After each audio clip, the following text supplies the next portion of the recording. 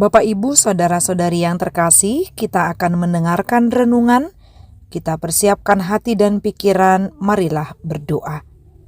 Kasih karunia dan damai sejahtera dari Allah Bapa kita dan dari anaknya Tuhan Yesus Kristus menyertai kamu. Amin. Firman Tuhan saat ini tertulis dalam Injil Yohanes pasal 3 ayat 30. Ia harus makin besar, tetapi aku harus makin kecil. Demikian firman Tuhan. Ia harus makin besar. Jemaat yang baik hati, di zaman yang serba canggih ini, dengan kehadiran internet atau media sosial, bisa membawa manusia kepada hal positif dan negatif. Hal positif yaitu membuat pekerjaan semakin cepat selesai, semakin dimudahkan, komunikasi jarak jauh, dan lain sebagainya.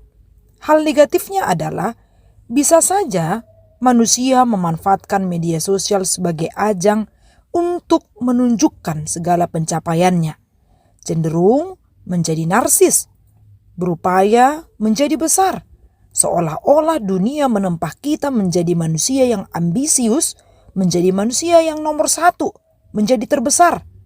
Lantas membuat kita menghalalkan segala cara untuk menjadi besar. Orang yang demikian bukan hanya meniadakan orang lain, tetapi juga meniadakan Tuhan. Ia bukan hanya sedang tidak memberi kesempatan kepada orang lain menjadi lebih baik dan menjadi terbaik, tetapi ia juga sedang meniadakan Tuhannya. Saudara-saudari yang terkasih, mari kita renungkan saat ini firman Tuhan yang menyapa kita. Ia harus makin besar, tetapi aku harus makin kecil. Ini kalimat sebagai reaksi Yohanes setelah adanya perselisihan antara murid-murid Yohanes dengan seorang Yahudi. Secara khusus menjadi jawaban untuk murid-murid Yohanes. Murid-murid Yohanes berharap banyak tentang kepopuleran dari Yohanes dalam pelayanannya. Yohanes yang sudah membaptis di banyak tempat dan sudah berkhotbah membuat murid-muridnya salah mengerti tentang pelayanan Yohanes. Mereka beranggapan pelayanan Yohanes lebih tinggi dari Yesus. Andaikan Yohanes terbuai dengan pencapaiannya, ia akan setuju dengan pendapat murid-muridnya. Namun Yohanes punya prinsip rendah hati. Ia justru mengatakan, "Aku bukan Mesias, tetapi aku diutus untuk mendahuluinya." Yohanes sadar akan siapa dirinya dan siapa Yesus. Seperti dalam lirik, lagu, "Siapakah aku ini Tuhan dari biji matamu?" Yohanes sadar segala hal yang boleh dilakukannya dan apa yang sudah diperolehnya itu hanya bersumber dari Tuhan.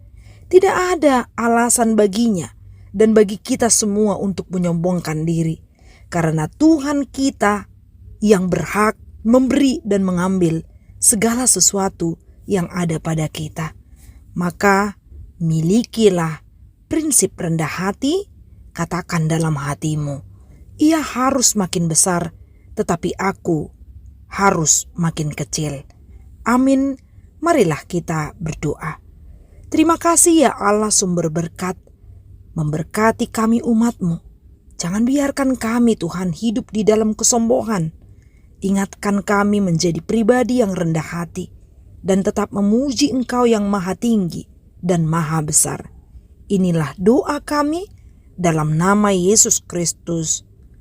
Amin. Salam sehat, Tuhan memberkati.